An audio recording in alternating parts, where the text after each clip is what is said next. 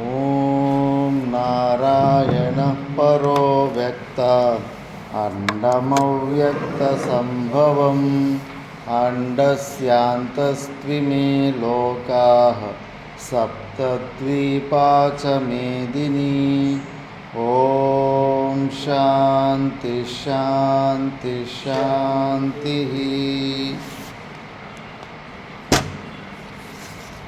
5ನೇ ಅಧ್ಯಾಯ ಎಲ್ಲ ಶ್ಲೋಕಗಳು ಒಂದು ಸತಿ ಉಚ್ಚಾರಣೆ ಮಾಡ್ತೀವಿ.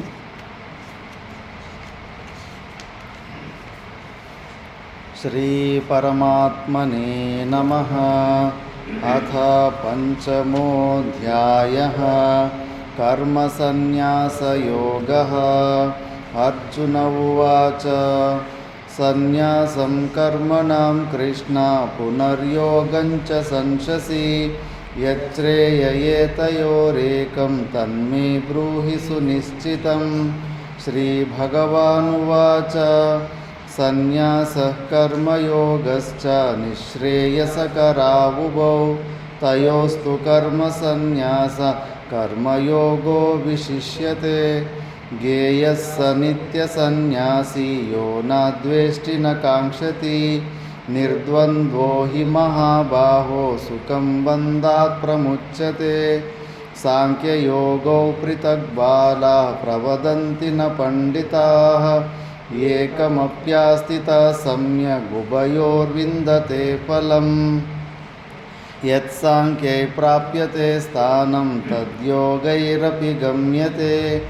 ಏಕಂ ಸಾಂಖ್ಯಂ ಚ ಯೋಗಂ ಚ ಪಶ್ಯತಿ ಸ ಪಶ್ಯತಿ.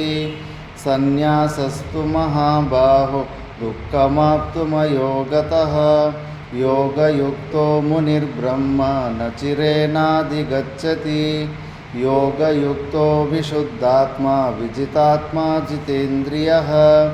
ಸರ್ವಭೂತಾತ್ಮಭೂತಾತ್ಮಾ ಕುರ್ವನ್ನಪಿ ನ ಲಿಪ್ಯತೆ. ನೈವ ಕಿಂಚಿತ್ ಕರೋಮೀತಿ ಯುಕ್ತೋ ಮನ್ಯೇತ ತತ್ವವಿದ್.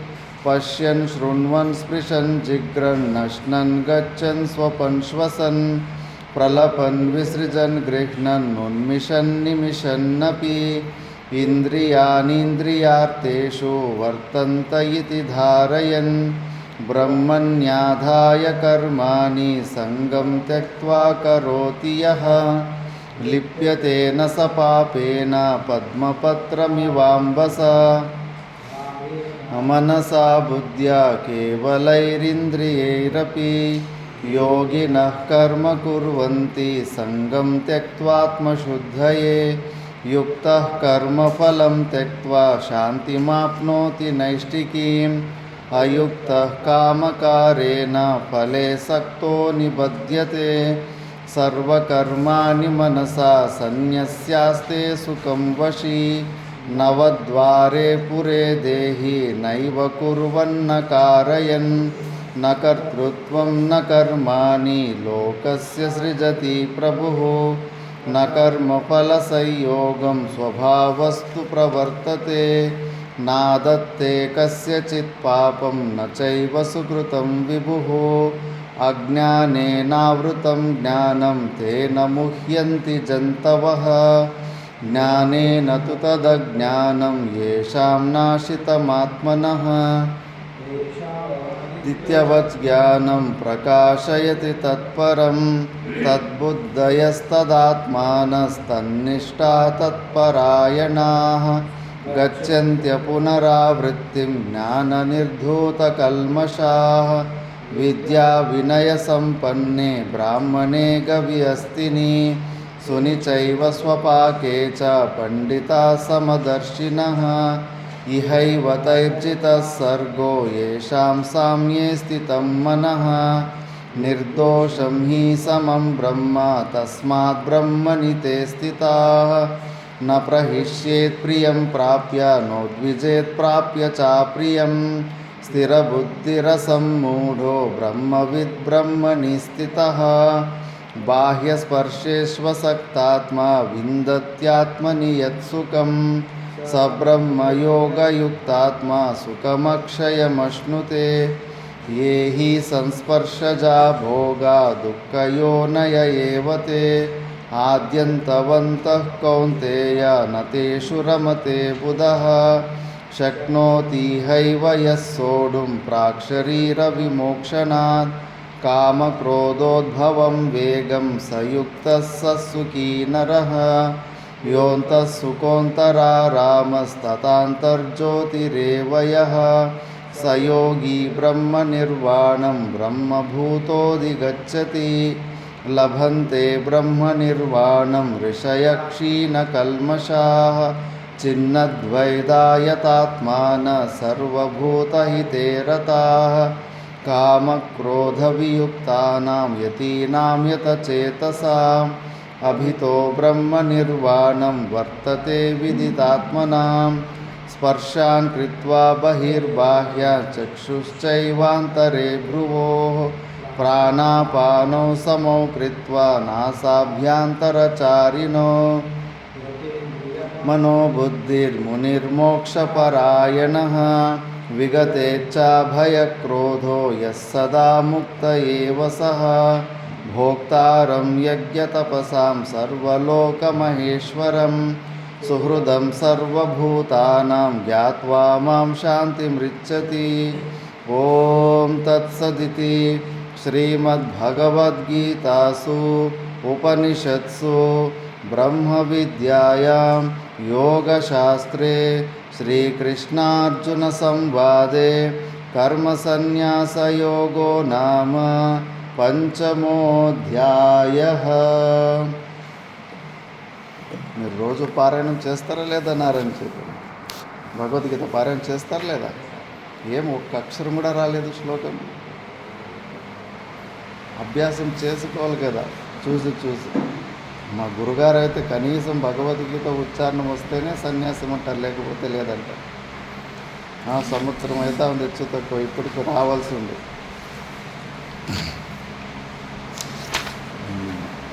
మనము శ్రీమద్ భగవద్గీతలో 5వ అధ్యాయము కర్మ సన్యాస యోగము గురించి విచారణ చేస్తుంటిమి.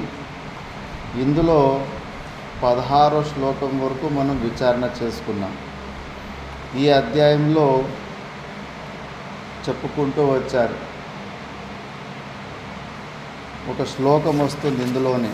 ఏమి శ్లోకం అంటే, సన్యాస కర్మయోగశ్చ నిశ్రేయసకరా ఉభౌ తయోస్తు కర్మ సన్యాసాత్ కర్మయోగో విశిష్యతే. దీని మీద విచారణ ఎక్కువైతుంది.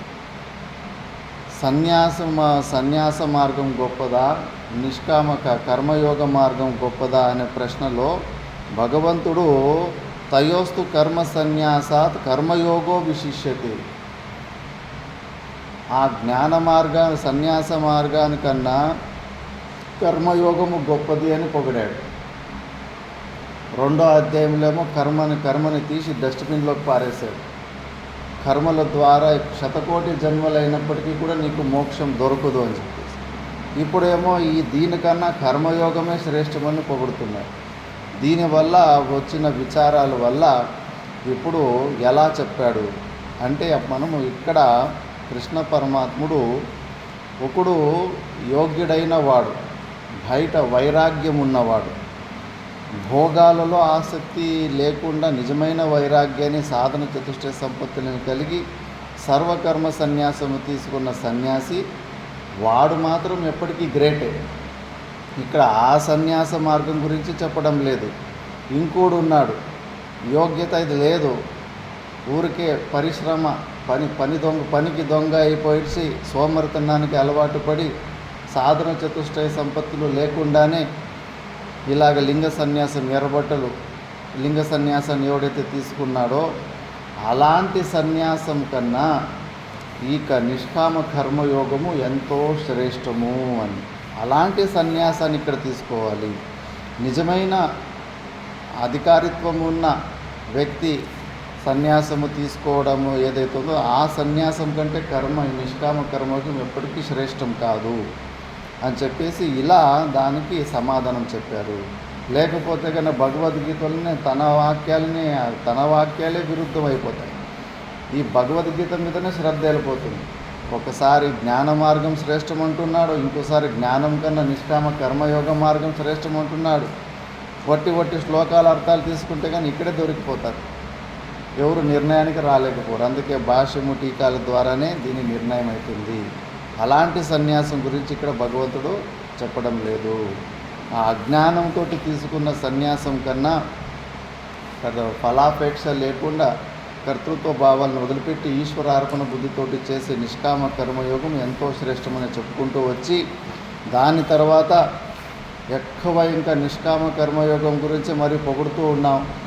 మరి ఆ నిష్కామ కర్మయోగాన్ని మార్గాన్ని వదిలిపెట్టేసి సర్వకర్మ సన్యాసం తీసుకొని వాళ్ళు స్వరూపంలో నిలబడిన వాళ్ళు, ఆ జ్ఞాన మార్గంని అవలంబించిన వాళ్ళు అయితే అది వాళ్ళు వేస్టా, వాళ్ళు పనికిరాని వాళ్ళ అని మళ్ళా అర్జునునికి సంశయం వచ్చినప్పుడు లేదు. అలాంటి మహానుభావులు ఆ స్వరూపంలో జ్ఞానానికి అధికారిత్వం ఉండి సర్వకర్మ తీసుకున్న మహానుభావులు అద్భుతమైన స్వరూప స్థితిలోనే ఉంటారు. వాళ్ళకి ఈ నిష్కామ కర్మ ఇవన్నీ చేయాల్సిన అవసరం లేదు. వాళ్ళ శరీర సంఘాతం నుంచి మిగతా శరీర సంఘాతాలకి ఏ రుణానుబంధము లేదు కాబట్టి వాళ్ళకు ఆ శరీర సంఘాతంలో కూడా అలాంటి లోక కళ్యాణార్థమైన పనులు జరగడం లేదు. అది అందరి శరీరాల్లోనూ జరగదు, అది ఎవరో కొంతమందిలోనే జరుగుతూ ఉంటుంది. రామకృష్ణ పరమహంసులు కూడా అలాంటి దివ్యమైన స్వరూపం అయినారు, కానీ అంతటా ఆయన ద్వారా అంత ప్రచారం జరగలేదు కార్యాలు. కానీ ఆయన శిష్యుడు వివేకానందన ద్వారా ఎన్నో లోక సంగ్రహాది కార్యాలు జరిగినాయి, స్కూల్స్, హాస్పిటల్స్ ఏమేమో జరిగినాయి. మరి వివేకానందుడిలాగా రామకృష్ణ పరమహంసులు కూడా స్కూళ్ళు కాలేజీలు అప్పుడే వివేకానంద రాకముందని అప్పుడే స్టార్ట్ చేయొచ్చుగా ఉంటే కదా, ఆయన ఎందుకు ఈ పనులు చేయలేదంటే మనం చెప్పలేము. ఎవరెవరికి శరీర సంఘాత రుణానుబంధం ఉంటుందో వాళ్ళ ద్వారానే పనులు అవుతాయి. అందరి ద్వారానూ అవ్వని కంపల్సరీ కావాలంటే అది కుదరదు. కాబట్టి అలాంటి జ్ఞానుల గురించి చెప్పుకుంటూ 16వ శ్లోకంలో జ్ఞానైనతు తదజ్ఞానం ఏషాం నాశితమాత్మనః తేషాం ఆదిత్యవత్ జ్ఞానం ప్రకాశతి తత్పరం. ఇంతకుముందు 15వ శ్లోకంలో మొత్తం చెప్పేసి నిర్గుణ నిరాకార స్వరూపం గురించి చెప్పేసి పూజాది లక్షణం యాగదాన హోమాదికంచ సుకృతం ప్రయుజ్యతే ఇది ఆహ. ఇవన్నీ కూడా ఎందుకు చేస్తాడు జీవుడంటే అజ్ఞానమే మూల కారణము. అజ్ఞానేన ఆవృతం జ్ఞానం, అజ్ఞానం వల్ల ఆవృతం జ్ఞానం. వివేక విజ్ఞానం తేన ముహ్యంతి కరోమి కారయామి భోక్షే భోజయామి ఇది ఏవం మోహం గచ్చంతి అవివేకినః సంసారినః. దానికేమో మనము దాన్ని కొద్దిగా వదిలించే ప్రయత్నం చేస్తే విపరీతమైన కోపాలు వస్తాయి. నువ్వు చేస్తున్న పరిచిన్న బుద్ధితోటి చేస్తున్న ప్రతి ఒక్కటి కూడా అజ్ఞానమే మూలకము. దత్తాత్రేయుడు స్పష్టంగా చెప్పాడు, 3 ప్రకారాల అపరాధాలు నాలో ఎప్పుడూ జరుగుతూ ఉంటాయి. ఏంటి అంటే గత్య తవ వ్యాపకత హతాతే, తీర్థాటనలు అవి ఇవి చేస్తూ ఉంటాను, దానివల్ల నేను నీ వ్యాపకత్వాన్ని నేను చంపేస్తున్నాను. నువ్వు అంతటా ఉన్నావు, సర్వవ్యాపకుడై ఉన్నావు. నేను నువ్వు శ్రీశైలవాసి వైకుంఠవాసి అని నీకు సపరేట్గా ఒక ప్లేస్కి నిన్ను సీమితం చేస్తున్నాను, లిమిట్ చేస్తున్నాను, నిన్ను తక్కువ అంచనా వేస్తున్నాను. నువ్వు శ్రీశైలంలోనే ఉండేవాడివి, ఇక్కడ లేనివాడివి అని చెప్పేసి ఇది ఒకటి దోషం. మళ్ళీ స్తుత్య వాగ్ అగోచరత హతాతి, నువ్వు ఇంద్రియాలకి అగోచరుడివి, కానీ నేను నిన్ను స్తుతించడం వల్ల నీ అగోచరత ఇంద్రియాలకి అగోచరతమైన తత్వాన్ని నేను చంపేస్తున్నాను. మళ్ళీ నమస్కృత్య తవ అద్వైతత హతాతి, నేను నమస్కారం చేయడం వల్ల ఉన్నది ఒకటే స్వరూపం, ఎవరికి నమస్కారం చేసుకుంటారు, దానివల్ల కూడా ద్వైత భావం సిద్ధమవుతూ ఉంది.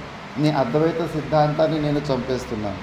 క్షమస్వ త్రివిధ అపరాధం అని, ఈ 3 ప్రకారాల అపరాధాలు నాలో ఎప్పుడు జరుగుతూ ఉంటాయి, దాన్ని క్షమించు అని.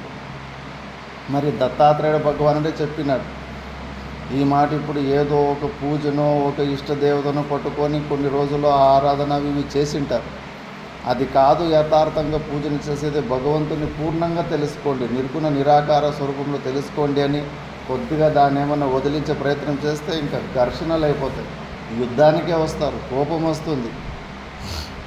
కానీ శాస్త్రము చాలా శ్రద్ధతోటి వినాలి. సాక్షాత్ కృష్ణ పరమాత్ముడే చెప్తా ఉన్నాడు, భాష్యంలో శంకరాచార్యులు భగవానులే సనాతన ధర్మాన్ని పునరుద్ధరణ చేసి ఎన్నో మందిరాలని మళ్ళీ ఇది చేసి అనుష్ఠానాలు చేసి శుద్ధీకరణ చేసి పునఃప్రతిష్టాపన చేసిన లాంటి మహానుభావులు చెబుతున్నారు. అజ్ఞానేన ఆవృతం దినం కిమర్థం తర్హి భక్తై పూజాది లక్షణం. మరి ఎందుకు ఈ భక్తులంతా పూజలు, యాగాలు, దానాలు, హోమాలు చేస్తారంటే అజ్ఞానమే, అవివేకమే, మూర్ఖత్వమే కారణం. అది నచ్చదు. నువ్వు మూర్ఖత్వం వల్ల ఇలా పని చేస్తున్నావు నాయన, అలా కాదు, భగవంతుని యథార్థంగా తెలుసుకో, ఉన్నది ఉన్నట్టుగా తెలుసుకో. నరేంద్ర మోదీ ఎవడంటే ఛాయ్ అమ్ముకునేవాడు కొడుకు అని తెలుసుకుంటే చాలా తక్కువ తెలుసుకున్నావు. ఆయన ఈ భారతదేశానికి ప్రధానమంత్రి అని పూర్ణంగా తెలుసుకో. చిన్న చిన్నగా ఎందుకు తెలుసుకుంటావు? లిమిటేషన్స్ ఎలా తెలుసుకుంటావు? మనమే ఆలోచించండి. కలెక్టర్ దగ్గరికి పోయిడ్చి నువ్వు చాలా మంచి ప్యూన్ ఒప్ప అంటే కానీ వాడికి ఏమైనా ఇష్టమవుతుందా? కోపం వస్తుంది. ఏమరా నేను కలెక్టర్ అయితే నువ్వు నన్ను ప్యూన్ అంటావా అని. మళ్ళీ సర్వవ్యాపకమైన పరమాత్మని నువ్వు చిన్న చిన్న రూపాల్లో, చిన్న చిన్న లక్షణాల ద్వారా నువ్వు స్తుతిస్తే ఆయనకు నువ్వు అవమానం చేస్తున్నావు. అది స్తుతి కాదు. అయినా నీ మందబుద్ధికి ఆయన పాపము కోప్పడకుండా అయినా కూడా నీకు ఏకాగ్రతను ప్రసాదిస్తున్నాడు, అంతఃకరణ శుద్ధిని ప్రసాదిస్తున్నాడు. ఆ తత్వాన్ని తెలుసుకోలేకపోతున్నావు. అంతేగాని అదేదో గొప్ప పని చేస్తున్నాను నువ్వు అనుకోకు. ఇంకా అవమానం చేస్తున్నావు భగవంతుని. సర్వవ్యాపకమైన శంకరాచార్యులు భగవానులు పరాపూజలో చెప్పారు ఎలా చేయాలి, నిజమైన పూజ ఏంటి అని. సర్వవ్యాపకంలో ఉన్నది ఉన్నట్టుగా చేయాలి. చిన్న చిన్న రూపాల్లో, లిమిటేషన్ రూపాల్లో పూజలు చేయకూడదు అని. కాబట్టి జ్ఞానులు జ్ఞానేనతో తదజ్ఞానం ఏషాం. అందుకే ఈ అజ్ఞానం వల్ల, జ్ఞానము ద్వారా ఈ అజ్ఞానాన్ని తొలగించుకున్న ఆ జ్ఞానులు వాళ్ళకు ఈ సంపూర్ణ జగత్తు ఎలా సూర్యుని వెలుతురు నుంచి మొత్తం అంతా ఈ ప్రపంచంలోని వస్తువులన్నీ ప్రకాశింపబడుతున్నాయో వాళ్ళ ఒక స్వరూపపు జ్ఞానము ద్వారా అన్నీ ప్రకాశమవుతూ ఉంటాయి. బుద్ధిలో ఉన్న వృత్తులు కూడా మళ్ళీ అవన్నీ దృశ్యకోటికి వచ్చేస్తాయి. కాబట్టి అది సంపూర్ణము మిథ్యా ఉంటుంది. కాబట్టి వాళ్ళకు ఇది సమస్య కాదు. ఈ దృశ్య వస్తువుల్లో వాళ్ళ కర్మలు చేయకపోయినా కూడా ఏ దోషాలు ఉండవు, వాళ్ళకి సంబంధం లేకుండా ఉంటారు. ఇప్పుడు నెక్స్ట్ అలాంటి జ్ఞానుల గురించి సర్వకర్మ సన్యాసము, నిజమైన జ్ఞానులు, సాధన చతుష్టయ సంపత్తి, ముఖ్యంగా వైరాగ్యం, ఏ భోగ్య విషయాలలో కూడా ఆసక్తి లేనివారు, అలాంటి సర్వ జ్ఞానుల గురించి ఇప్పుడు 2-3 శ్లోకాల ద్వారా చెప్తున్నారు. 17 శ్లోకము. తద్బుద్ధయస్తదాత్మానః తన్నిష్టాస్తత్పరాయణాః గచ్చంత్య పునరావృత్తిం జ్ఞాననిర్ధూతకల్మషాః. తద్బుద్ధయస్తదాత్మానస్తన్నిష్టాస్తత్పరాయణాః గచ్చంత్య పునరావృత్తిం జ్ఞాననిర్ధూతకల్మషాః. ఉచ్చారణం అంత దూరం ఎందుకు కూర్చుంటావు? ఇక్కడ ముందు కూర్చోవచ్చు కదా, ఫ్యాన్ గాలి.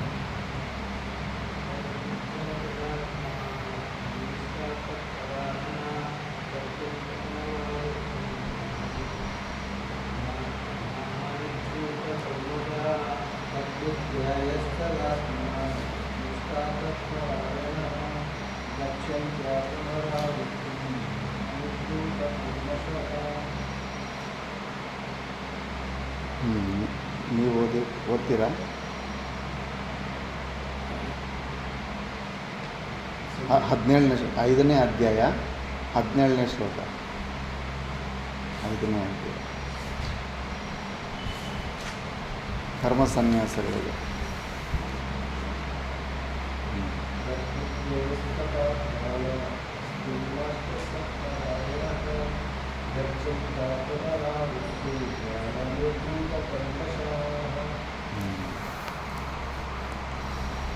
ತದಾತ್ಮಾನಃ ಆತ್ಮಜ್ಞಾನದಲ್ಲೇ ಆತ್ಮಜ್ಞಾನವನ್ನು ಹೊಂದಿರುವಂಥವ್ರು. ತದಾತ್ಮನಃ ತದ್ಬುದ್ಧಯಃ ತನ್ನಿಷ್ಠಾಃ ಅದರಲ್ಲೇ అందులోనే నిష్ఠత్వము కలిగిన వారు. తత్పరాయణాః ఆత్మాన్నే ఆశ్రయంగా పూర్ణంగా భావించుకున్న వాళ్ళు జ్ఞాన నిర్ధూత కల్మషాహ, జ్ఞానము ద్వారా తనలో ఉన్న అజ్ఞాన ఆవరణాలన్నిటినీ భంగం చేసుకుని ఉన్న వాళ్ళు పునరావృత్తిం గచ్చంతి, అపునరావృత్తిం గచ్చంతి అంటే వాళ్ళు మళ్ళీ ఈ సంసారంలోకి తిరిగి రారు. వాటిని ఇప్పుడు భాష్యంలో చూద్దాము. తస్మిన్ గతా బుద్ధి ఏషాం తే తద్బుద్ధయః తదాత్మానః తద్యేవ పరం బ్రహ్మ ఆత్మ ఏషాం తే తదాత్మానః తన్నిష్ట నిష్ట అభినివేశః తాత్పర్యం సర్వాణి కర్మాణి సన్యస్య బ్రహ్మణి ఏవ అవస్థానం యేషాం తే తన్నిష్టాః తత్పరాయణాః చ తద్యేవ పరం అయన పరాగతిః యేషాం భవతి తే తత్పరాయణాః కేవలాత్మరతయః ఇత్యర్థః.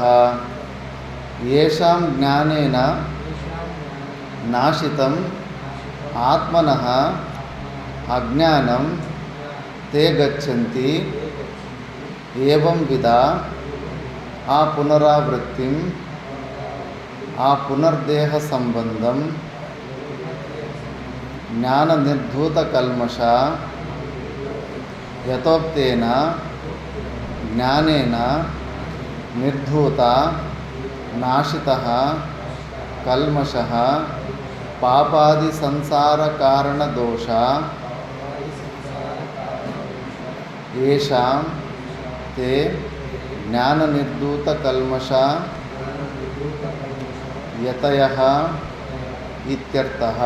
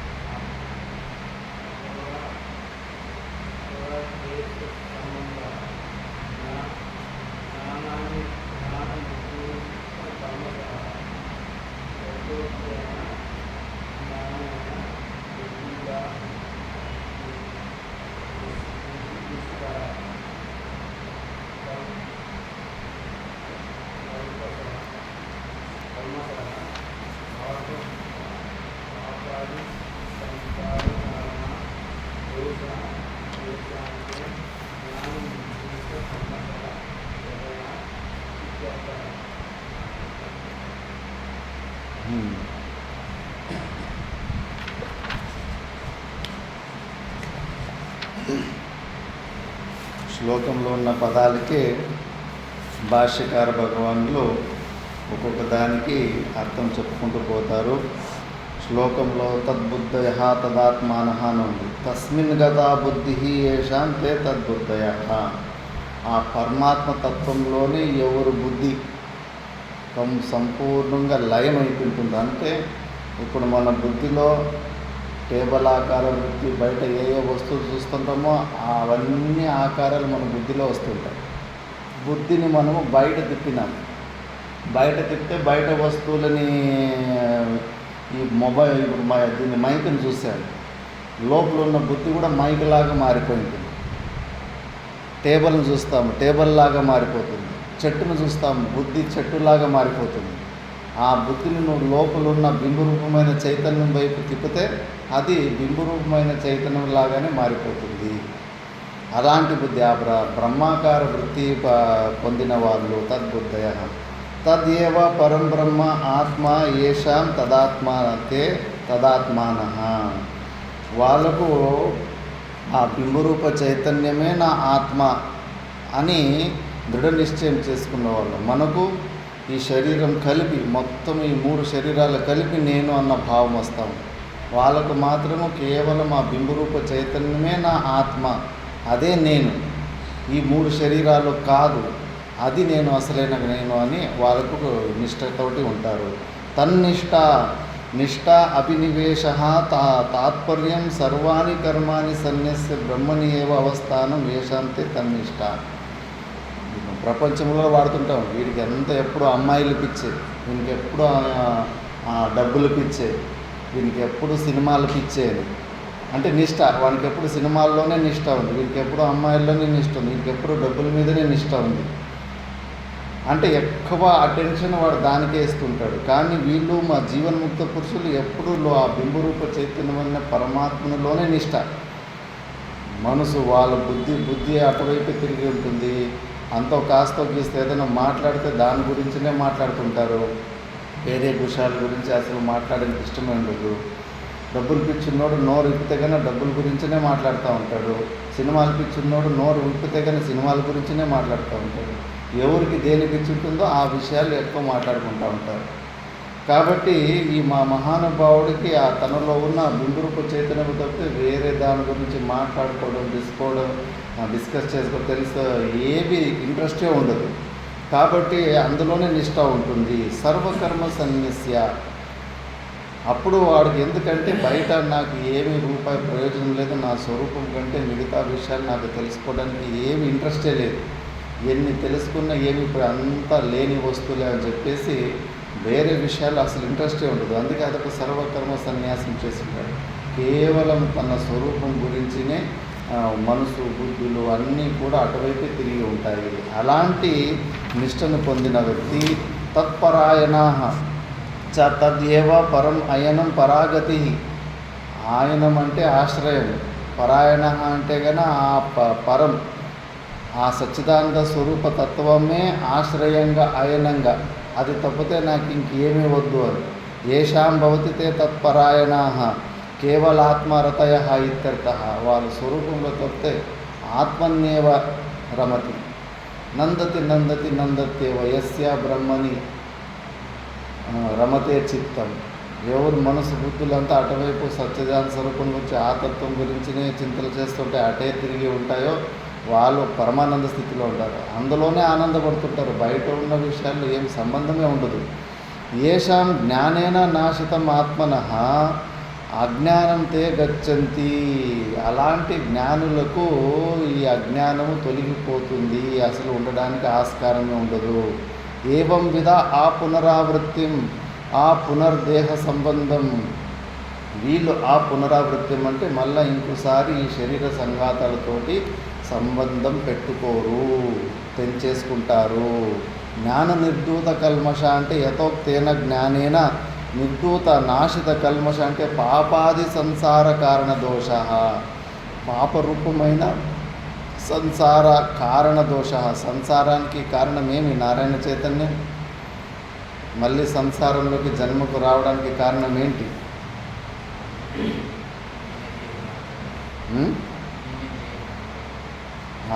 నేనే ఈ దేహము అనే భావన.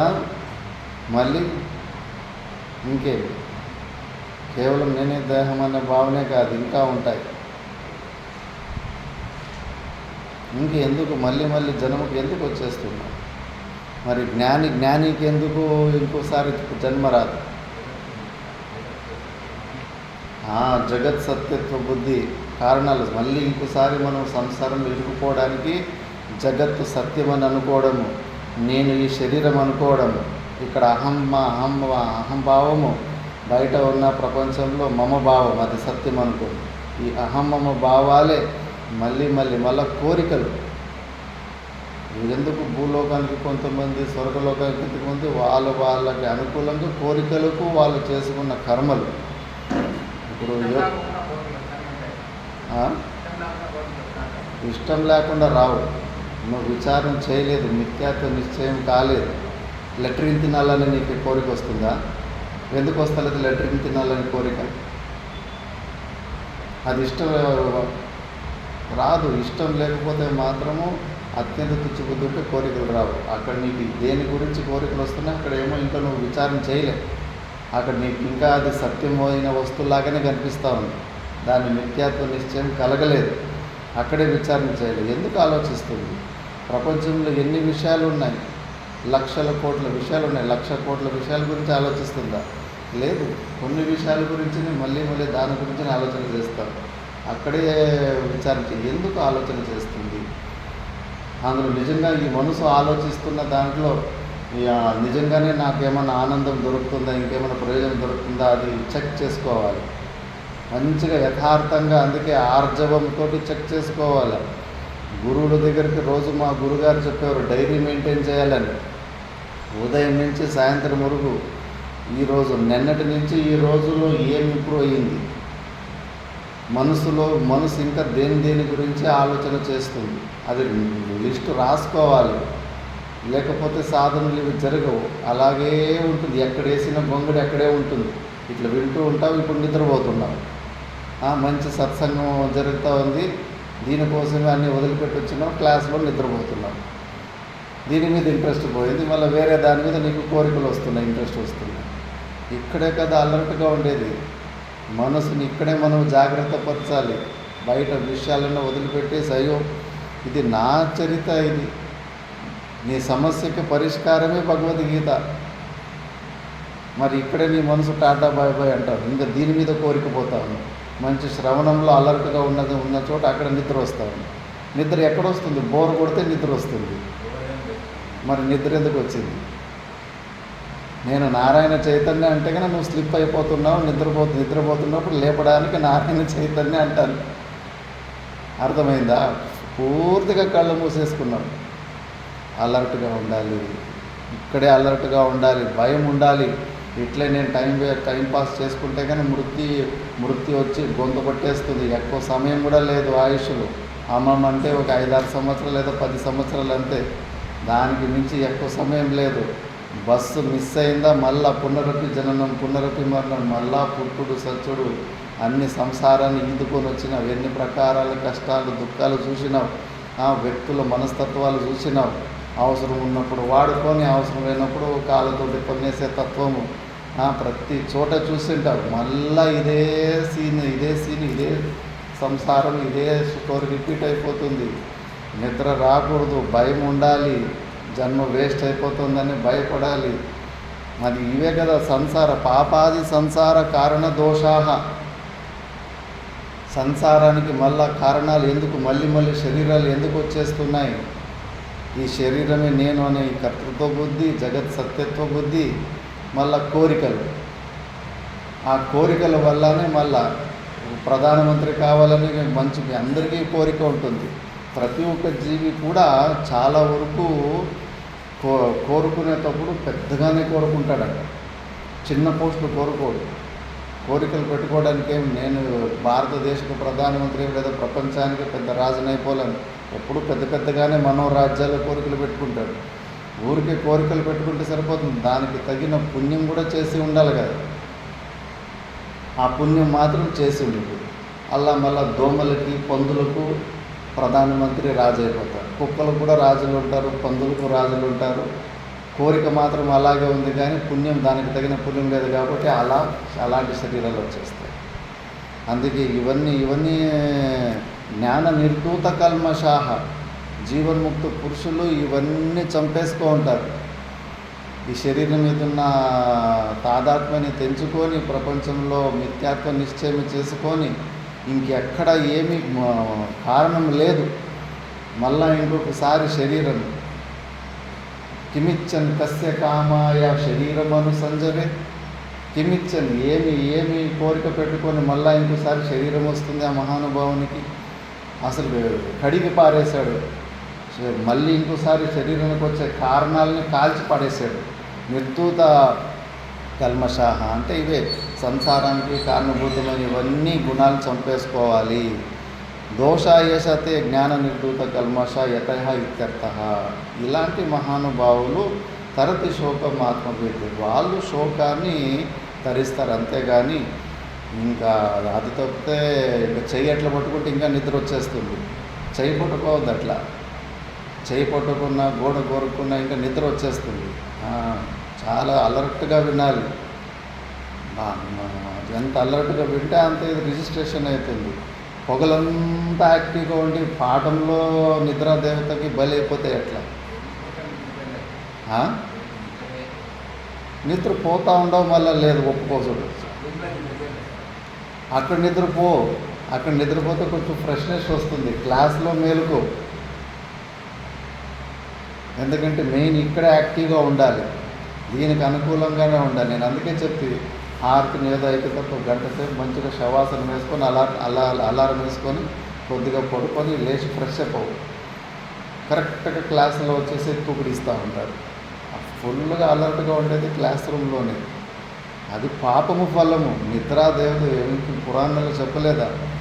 హనుమంతుడికి వాళ్ళకి వీళ్ళకి ఎంత మంచి ప్రవచనాలు జరిగేటప్పుడు మంచి ఆ తత్వ గురించి విచారణ చేసినప్పుడు మనం చేసిన పాపము ఫలం వల్ల నిద్రాదేవత వచ్చి అటాక్ చేస్తూ ఉంటాం. మరి ఇది మన జీవన చరిత్ర, ఇది మన సమస్యలకి పరిష్కారము. ఇక్కడ నీకు అలర్ట్ లేకపోతే ఇంకేంటి సాధన? ఇంకా వేరే ఇంకేం సాధన ఉంది? అన్ని బుడుబుడుకులలో గెంగెదలాటలు లాంటివే. నువ్వు తెంపిన బిల్వపత్రి, పూలు, చేసిన పూజ, పెట్టిన పసుపు కుంకుమ అన్నీ వ్యర్థమైపోతాయి. అసలైనదే ఇది. నువ్వు ఏదో ఒక రోజు మోక్షాన్ని జ్ఞానాన్ని పొందితే ఈ జ్ఞానం వల్లనే ఈ శరీరాలతో ఉన్న మనసు తాదాత్మ్యం, మనసుకు కావాల్సిన అసలైన సాధన ఇది. అందులో నువ్వు నిద్రపో, అందులో నువ్వు నెగ్లెక్ట్ చేయి. ఇందులో నువ్వు నెగ్లెక్ట్ చేసినావంటే కన్నా నువ్వు అయిపోతావు, సాధనకు రివర్స్లో పోతావు అని చెప్పేసి దీంట్లోనే పెంచుకుంటూ పోవాలి. ఫుల్ అలర్ట్గా ఉండాలి. రానికు నిద్ర వస్తుంటే కానీ ఏదో ఛాయ్ అన్న దాకా ఏదో ఒకటి ఏనకైనా ప్రకారం ఫుల్ అలర్ట్గా వింటూ ఉండాలి. సరే, మరి నెక్స్ట్ శ్లోకంలో అందుకే అలాంటి జీవన్ముక్త పురుషుడు ఎలా ఉంటాడని కొన్ని శ్లోకాలు చెప్పుకుంటూ పోతున్నారు. విద్యా వినయ సంపన్నే బ్రాహ్మణే గవి అస్తిని శుని చైవ స్వపాకే చ పండితా సమదర్శినః. విద్యా వినయ సంపన్నే బ్రాహ్మణే గవి అస్తిని శుని చైవ స్వపాకే చ పండితా సమదర్శినః.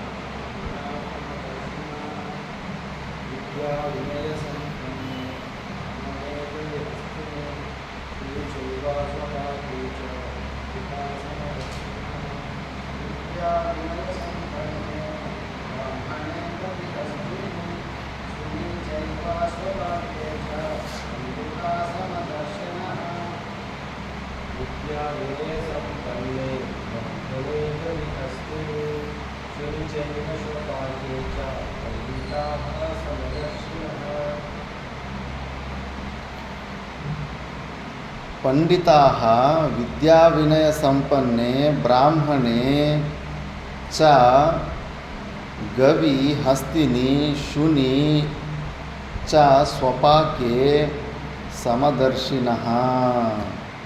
అలాంటి జీవన్ముక్త పురుషులు ఎవరు? పండితాహ విద్యా వినయ సంపన్ని.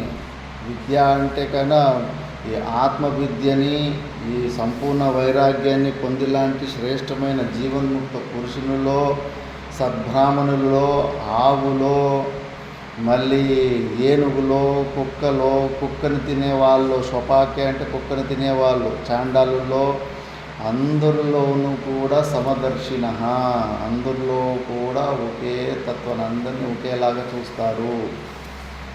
మరి నువ్వు చూస్తావు నారాయణ చైతన్య అందరినీ? మరి కుక్కని, చాండాలని అందరినీ ఒకేలాగా చూడాలి.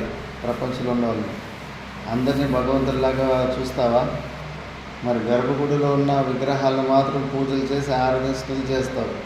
చిన్నపిల్లల్ని అట్లే వాళ్ళకి పూజలు చేసి స్థుతి చేస్తావా? కూర్చొని కుక్కకి పూజ చేస్తావా?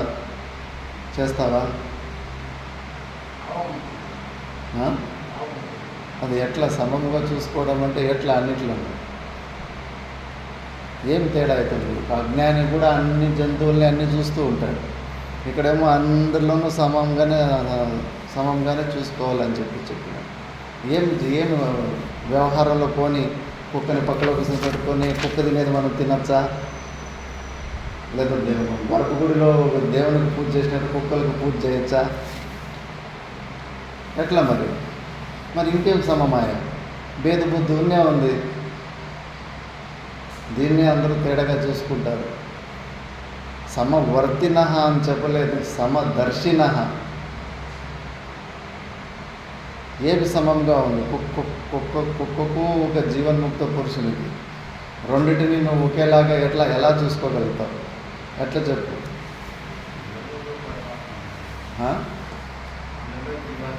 మరి నీ గురువులు అంటే జీవన్ముక్తి పురుషులు. గురువులకేమో నువ్వు పాద పూజలు చేస్తున్నావు, సాష్టాంగ ప్రణామాలు చేస్తున్నావు. మరి కుక్కకి ఎందుకు పాద పూజలు చేస్తలేవు, సాష్టాంగ ప్రణామాలు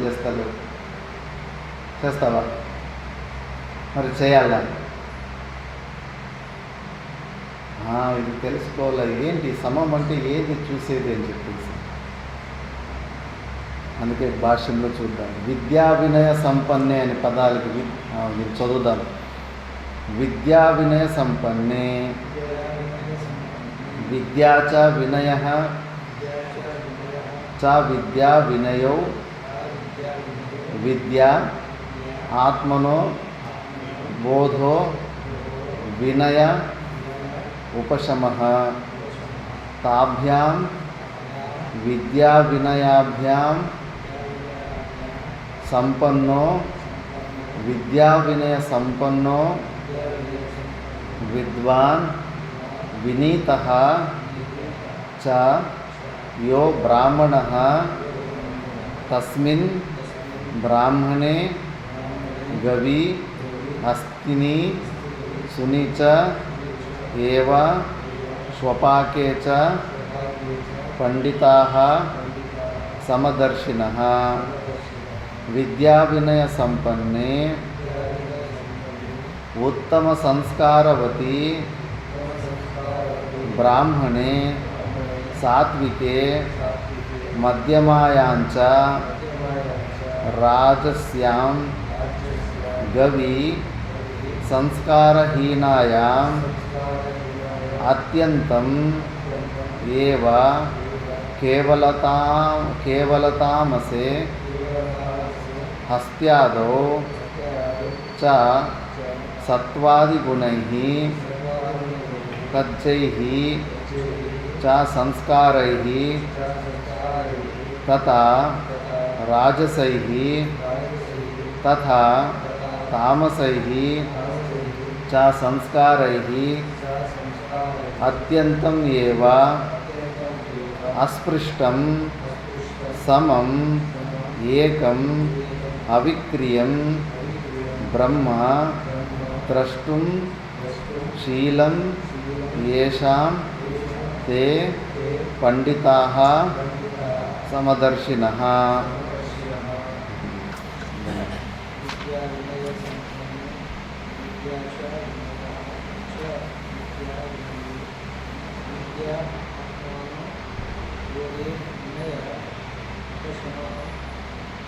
विद्या विद्या विनयां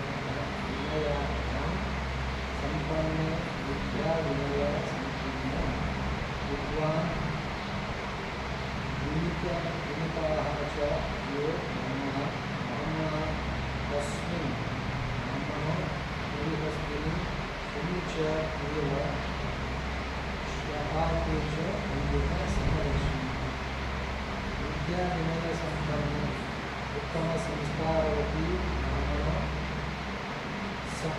सात्विके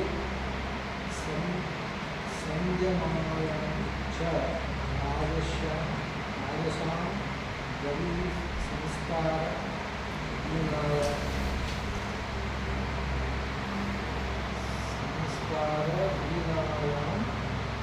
अत्यन्तम् केवलतामसे विस्तारौ अस्त्यादौ च सत्त्वगुणरज्जैः च संस्कारौ तथा राजसौ तथा तामसौ च संस्कारौ अत्यन्तम् एव संतुष्टं समम् एकं नित्यं ब्रह्म दृष्टं शीलं येषां ते पंडिताः समदर्शन्. శ్లోకంలో విద్యా వినయ సంపన్నే బ్రాహ్మణే అని బ్రాహ్మణుడికి అలాగా విశేషణం ఇచ్చాడు. విద్యా వినయ సంపన్నే అని. విద్యా చ వినయ చ విద్యా వినయో విద్య ఆత్మనో బోధో వినయ ఉపశమః. అక్కడ విద్య అంటే ఆత్మబోధ, వినయం అంటే ఉపశమః వైరాగ్యం పొందిన, ఆత్మ జ్ఞానాన్ని ప్లస్ వైరాగ్యాన్ని పొందిన లాంటి బ్రాహ్మణుడు అంటే ఒక జీవన్ముక్త పురుషుడు. టాప్ లెవెల్ అంటే ప్రపంచంలో మనం మర్యాద ఇవ్వాల్సిన వ్యక్తులు అంటే ఒక జీవన్ముక్త పురుషుడే. అలాంటి తాభ్యాం విద్యా వినయాభ్యాం సంపన్నో విద్యా వినయ సంపన్నో విద్వాన్ వినీతః చ యో బ్రాహ్మణః తస్మిన్. అలాంటి బ్రహ్మనిలో మళ్ళీ గవి అంటే గోమాతల ఆవులో, హస్తిని అంటే ఏనుగులో, శూన్య అంటే కుక్క, చ ఏవం శుపాకే చ కుక్కను తినే వాళ్ళలో కూడా పండితాః సమదర్శినః. అందరిలోనూ కూడా వాళ్ళు సమదర్శులు, అందరిలోనూ సమంగానే చూస్తారు. ఎట్లా చూడనీకైతుంది? కుక్కని సమంగా చూసిన తర్వాత కుక్క తినేది మనం తినగలమా? లేదా కుక్కని మన పక్కలో కూర్చొని మనము భోజనం చేయాలి? వ్యవహారంలో కాదు, చూడడంలో. ఎట్లా మరి ఒక జీవన్ముక్త పురుషుడిలో ప్లస్ ఆ కుక్కలో ఏమి సమంగా ఉంది?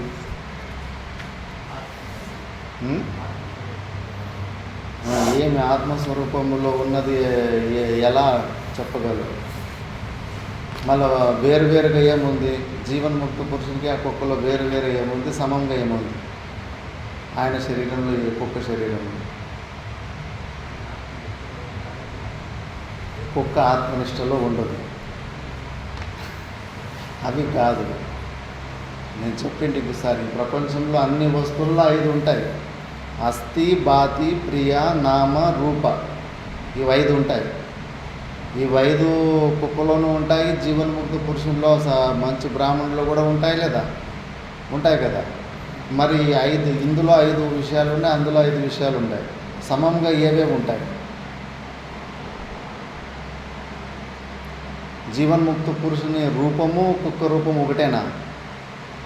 కుక్క జీవన్ముక్త పురుషునిలాగానే కనిపిస్తుందా? 2 కాళ్ళు 2 చేతులు ఉంటాయి కుక్కకి, ఉంటుందా? మరి రూపం ఒకటి ఉందా? సమంగా ఉందా? మళ్ళీ పేరేమైనా సమంగా ఉందా? మనిషికి వేరే పేరు ఉంటుంది, కుక్కకి కుక్క అంటాం. అన్ని కుక్కలకి ఒకే పేరుతోనే పిలుస్తాం. బహుశా వాళ్ళ కమ్యూనిటీలో అవి ఏమైనా వేరే వేరే పేర్లు పెట్టుకుంటేమో తెలియదు. మేము పేర్లు సమంగా లేవు. మళ్ళీ అస్తిత్వము, జీవన్ముక్త పురుషుల్లో మళ్ళీ కుక్కలో ఉన్న అస్తిత్వము 2 ఒకటేనా? ఒకటా కాదా? మళ్ళీ చిత్తత్వము, ఆ ప్రియత్వము, ఆ బాతి అంటే తెలుసా? బాతి అంటే ఏంటి? మరి ఈ పదాలను వచ్చినప్పుడు అయితే రిపీట్ చేస్తున్నాం, కానికి కనుక్కోవాలి కదా, మళ్ళీ మళ్ళీ వస్తూనే ఉంటాయి.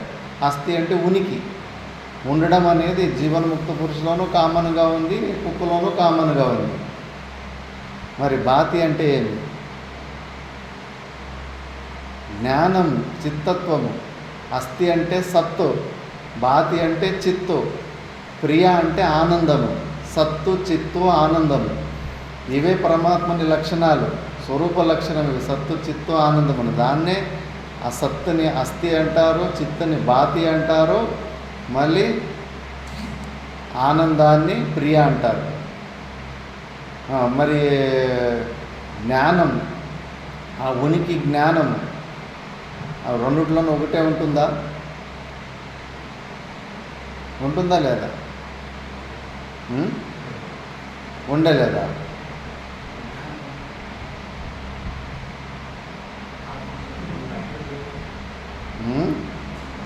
ఉంటుంది. సత్తు, చిత్తు, అస్థి, బాతి, ప్రియ. అది ప్రకాశమానం అవుతా లేదా? కుక్క ఉందని నీకు తెలుస్తా లేదా? మరి కుక్క జ్ఞానం ఉందా లేదా నీకు? కొన్ని కుక్కకు తాను ఉన్నాననే జ్ఞానం ఉందా లేదా? ఉంటుంది. ఇంకా రాళ్ళకు, రెప్పలకు జడ రూపమైన అంతఃకరణం కాబట్టి అవి ఉన్నాయా లేదని తెలుసుకునే అవకాశం లేదు. జీవులకు అంతఃకరణంలో రిఫ్లెక్షన్ అవుతుంది ఉనికి. మళ్ళీ నేను ఉన్నాననే జ్ఞానం కూడా ఉంది. నువ్వు ఉన్నాననే జ్ఞానం నీ దగ్గర ఉందా లేదా? మరి వాటికి కూడా ఉంటుంది, నేను ఉన్నాననే జ్ఞానం కూడా ఉంటుంది.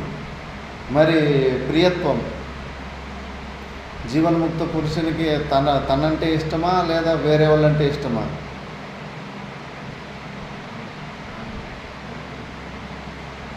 మరి కుక్క పిల్లలకి మీద తన పిల్లల మీద ఇష్టం ఉండదా? మరి వేరైపోతుంది. మరి కుక్కకు తానంటే ఇష్టమా తన పిల్ల అంటే ఇష్టమా? కుక్క పిల్ల అంటే ఇష్టం కదా. రెండు ఇష్టాలు, రెండిట్లో ఏది ఇష్టం, ఎక్కువ ఇష్టం? కుక్క పిల్ల ఇష్టమా తన ఇష్టమా?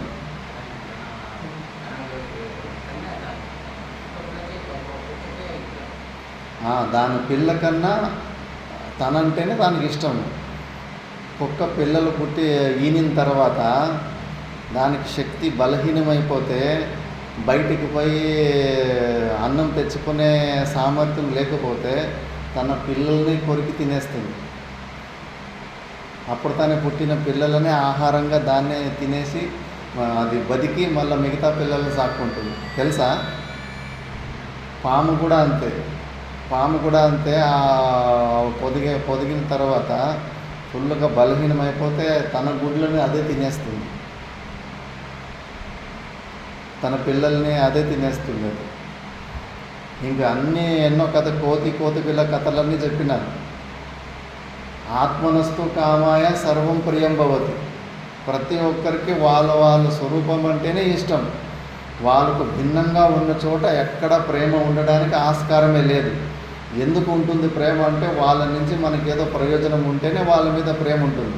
మన ఆనందానికి వాళ్ళు కాంట్రిబ్యూట్ చేస్తున్నంతసేపు వాళ్ళ మీద ప్రేమ.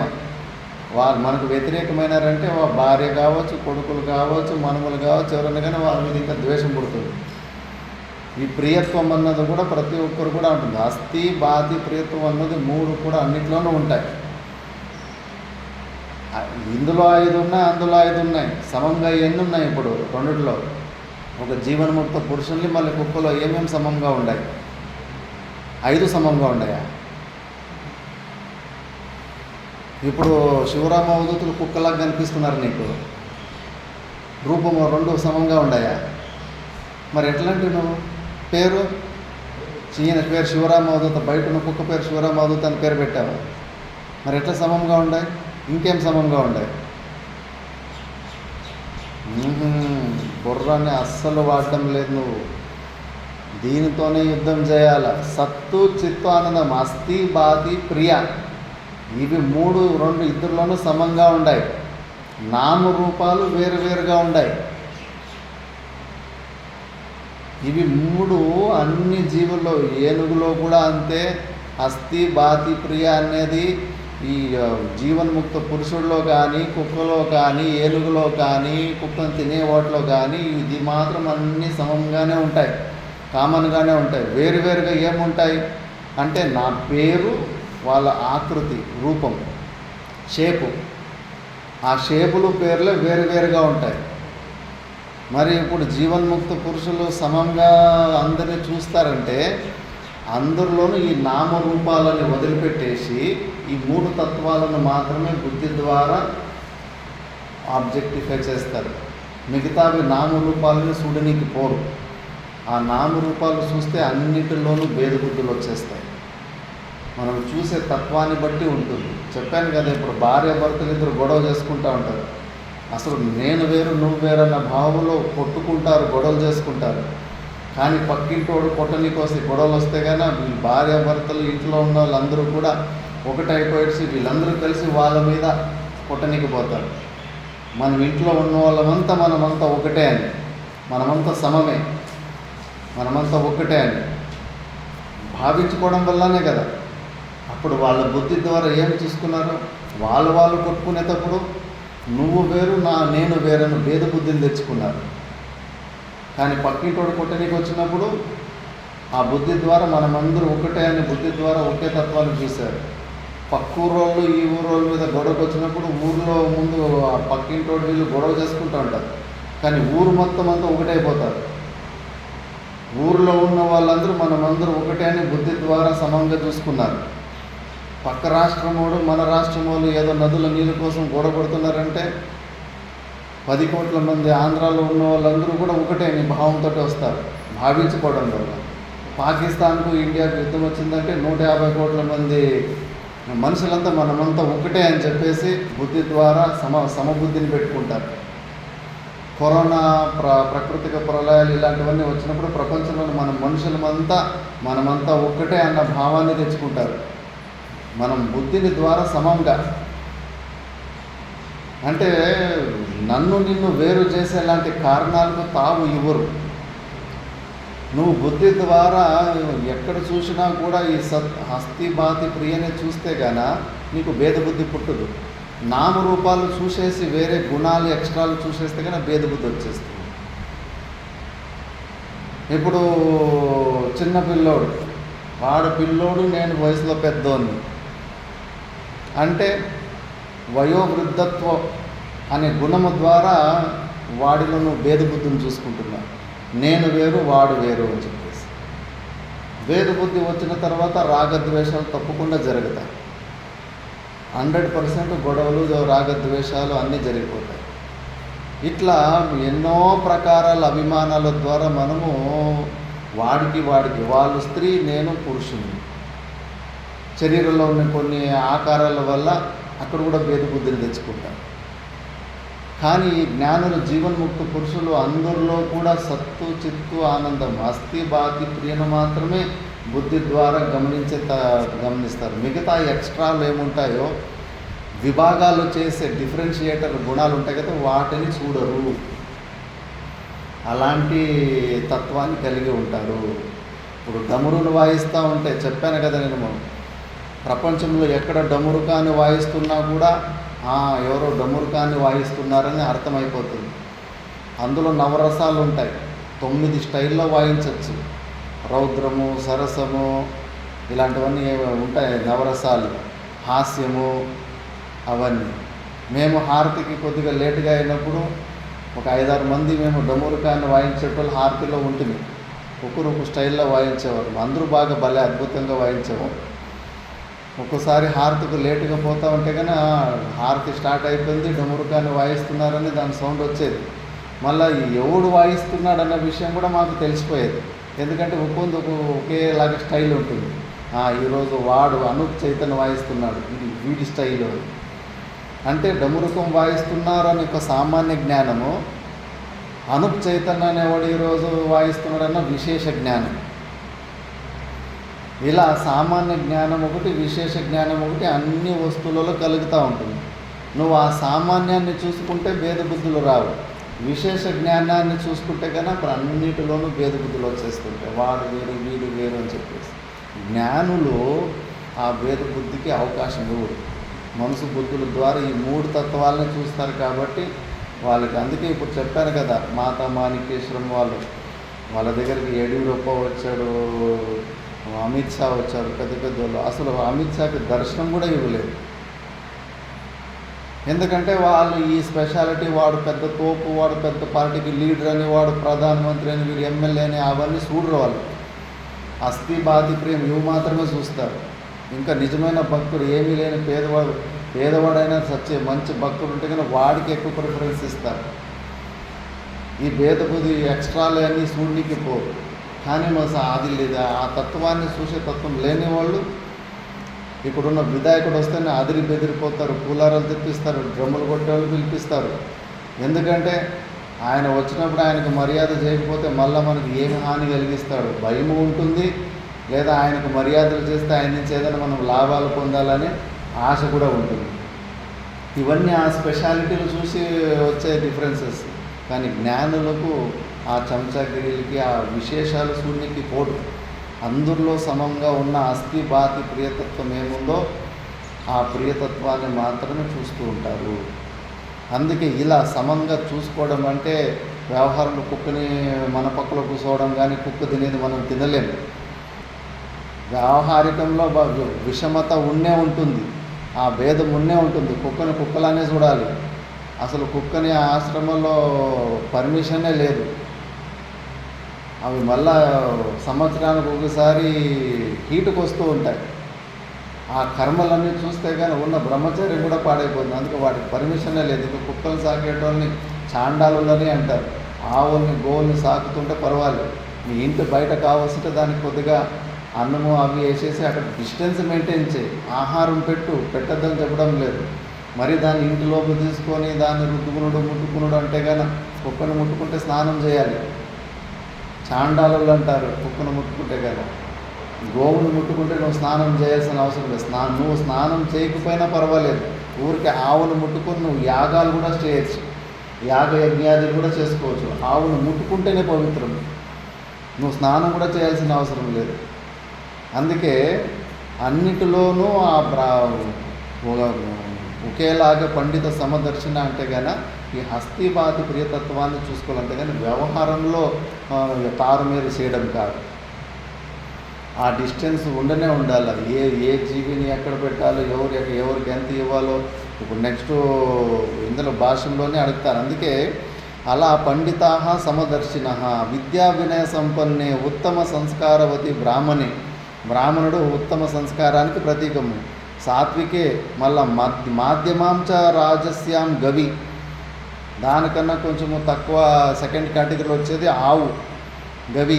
సంస్కారహీనాయాం అత్యంతం ఏవ కేవల తామసే, తమో గుణానికి ఎగ్జాంపుల్లో ఈ ఏనుగ. చ సత్వాది గుణై తచ్చై చ సంస్కారై తథా రాజసై తథా సామసై చ సంస్కారై. ఈ 3 గుణాలనే అసలు జ్ఞాని చూడడానికి పోడు. త్రిగుణాత్మకమైన భేదబుద్ధుల్ని తెప్పించేలాంటి, విషమత తెప్పించేలాంటి ఆ గుణాలను చూడడానికి పోడు. వీటికి అతీతంగా ఉన్న జీవన్ముక్త పురుషుడు ఏవం అస్పృష్టం, ఈ భేదాలకి అసలు స్పృహ టచ్ కూడా కావు. అస్పృష్టం సమం ఏకం అవిక్రియం బ్రహ్మ ద్రష్టం శీలం. అందులోనూ ఆ అవిక్రియుడన్న బ్రహ్మతత్వాన్ని చూసే అలవాటు కలిగిన వాడు. శీలం అంటే అలవాటు కలిగిన వాడు. తేషాంతే పండితా సమదర్శిన, అలాంటి వాళ్ళని సమదర్శులు అంటారు, అలాంటి జ్ఞానిని. ఇప్పుడు పూర్వపక్షి ప్రశ్న అడుగుతున్నాడు. నెక్స్ట్, నన్ను అభోజ్యాత్ నా తే దోషవంతః సమాసాభ్యాం విషమ సమే పూజాతః అపూజ్య యత్ర పూజ్యతే. అంటే మనుస్మృతిలో ఒకటి ఉంటుంది, ఎవరు యోగ్యత లేదో, యోగ్యత లేని వానికి ఎక్కువ పూజలు చేస్తే అది దోషం, నరకానికి పోవాలి. వాడు సద్గురువు కాదు, సద్గురు పదవికి యోగ్యుడు కాదు, పాద పూజలు అవి ఇవి చేయడానికి యోగ్యుడు కాదు. అలాంటి మూర్ఖునికి మీరు పాద పూజలు చేస్తే కన్నా మీరు కూడా వాడితో పాటు నరకానికి పోవాలని మనుస్మృతి చెప్తూ ఉంటుంది. యోగ్యుడు కాని వానికి అంత మర్యాద కూడా ఇవ్వకూడదు అని చెప్పేసి. అలా ఇలా ఇది స్మృతే. మరి ఇప్పుడు ఇక్కడ అన్నిటినీ సమంగా చూడమని మీరు చెప్తున్నారు, మరి ఎట్లా చూడనీకి అవుతుంది? దేనికి ఎంత మర్యాద ఇవ్వాలో అంత మర్యాదను ఇవ్వాలి కదా అని పూర్వపక్షి ప్రశ్న వేస్తున్నాడు. లేదు, ఈ భేదాలని నువ్వు అజ్ఞాన అవస్థలో ఉన్న జీవి గురించి మాట్లాడుతున్నావు. ఆ దోషాలన్నీ కూడా జ్ఞానిలో అసలు ఉండవు అని చెప్పేసి నెక్స్ట్ శ్లోకంలో చెప్పబోతున్నాడు. శ్లోకం ఒకటి ఉచ్చారణ చేద్దాం. ఇహైవ తైర్జిద సర్గో ఏషాం సామ్యే స్థితం మనః నిర్దోషం హి సమం బ్రహ్మ తస్మాత్ బ్రహ్మణి తే స్థితాః. ఇహైవ తైర్జితః సర్గో ఏషాం సామ్యే స్థితం మనః నిర్దోషం హి సమం బ్రహ్మ తస్మాత్ బ్రహ్మణి తే స్థితాః.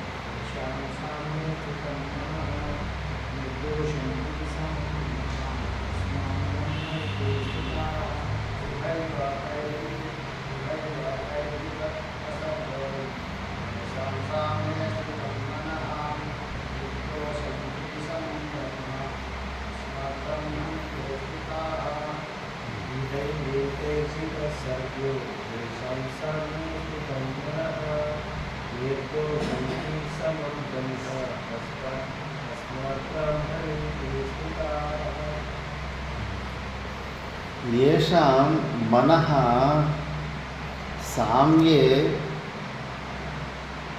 स्थितं तैः इह एव सर्गो जितः हि ब्रह्म निर्दोषं समं तस्मात् ते ब्रह्मणि స్థితాః. పూర్వపక్ష అడుగుతాడు, అట్లా మర్యాద లేని వాళ్ళకి మర్యాద ఇవ్వడము అవన్నీ చేస్తే నరకాదికి పోవాల్సి వస్తుంది అంటాడు. చూడు నాయనా, ఏషాం ఎవరు మనసు అయితే ఆ విశేషాలు చూడకుండా కేవలం అస్థి బాతి ప్రియ ఈ తత్వ బ్రహ్మతత్వాన్ని అన్నింటిలో చూసేలాంటి నిష్ట కలిగిన వాళ్ళు ఇక్కడే జీవన్ముక్తి స్థితి పొందేశారు. సర్గోజిత ఇహ ఏవ ఇక్కడే వాళ్ళు గెలిచేశారు. ఇక్కడే ముందుగానే రిజర్వేషన్ టికెట్ ఇక్కడే వచ్చేసి ఉంటుంది. వాళ్ళు జీవన్ముక్త స్థితిని భూలోకంలో ఉన్న శరీరంలో ఉన్నప్పుడే పొందేసినారు.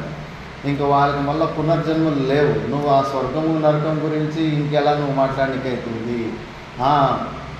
జ్ఞానంలో ఉన్నోళ్ళు ఆ దోషాలే చూస్తారు. చాండాలంలో ఉన్న దోషాలు, కుక్కలో ఉన్న దోషాలు, ఆ దోషాలు చూస్తారు. కానీ ఈ జీవన్ముక్త పురి స్థితిలో ఉన్న వాళ్ళకు ఆ బ్రహ్మతత్వాన్ని చూస్తారు. మళ్ళీ ఆ బ్రహ్మతత్వము అందరిలోనూ సమంగానే ఉంటుంది. నిర్దోషం హి సమం తస్మాత్ తే బ్రహ్మణి స్థితాః. ఆ బ్రహ్మతత్వం ఏదైతే ఉందో అది కుక్కలో కానీ, గాడిదలో కానీ, ఏనుగులో కానీ, కుక్కలు తినేవాటిలో కానీ అది మాత్రము దోషరహితంగానే ఉంది.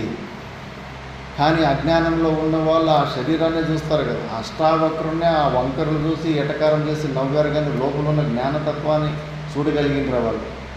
చూడలేరు. వాళ్ళు ఒక జ్ఞానిని ఇంకో జ్ఞానిని చూడగలుగుతాడు. అందుకే జీవన్ముక్త పురుషుడు ఆ బ్రహ్మతత్వాన్ని చూస్తాడు. కాబట్టి ఆ బ్రహ్మతత్వంలో అది కుక్కలో ఉన్నప్పటికీ కూడా అది దోషము లేనిది, అది సమంగానే ఉంది. కాబట్టి వాళ్ళు నరకాదులకు స్వర్గాదులకు పోరు. ఇక్కడే వాళ్ళ పని అయిపోతుంది. జీవన్ముక్తి స్థితిలో ఉండడమే వాళ్ళకు ప్రూఫ్. ఆల్రెడీ స్వర్గ నరకాదులకు పోకుండా వాళ్ళు ఇంకా పునర్జన్మలు లేకుండా చేసుకున్నారని చెప్పేసి మళ్ళా కాసేపు తర్వాత విదేహ కేవలం కూడా అయిపోతుంది అని. దీన్నే భాష్యంలో చూద్దాం, నెక్స్ట్ క్లాస్లో చూద్దాం. ఓం పూర్ణమద పూర్ణమిదం పూర్ణాత్ పూర్ణముదచ్యతే పూర్ణస్య పూర్ణమాదాయ పూర్ణమేవావశిష్యతే. ఓం శాంతి శాంతి శాంతి.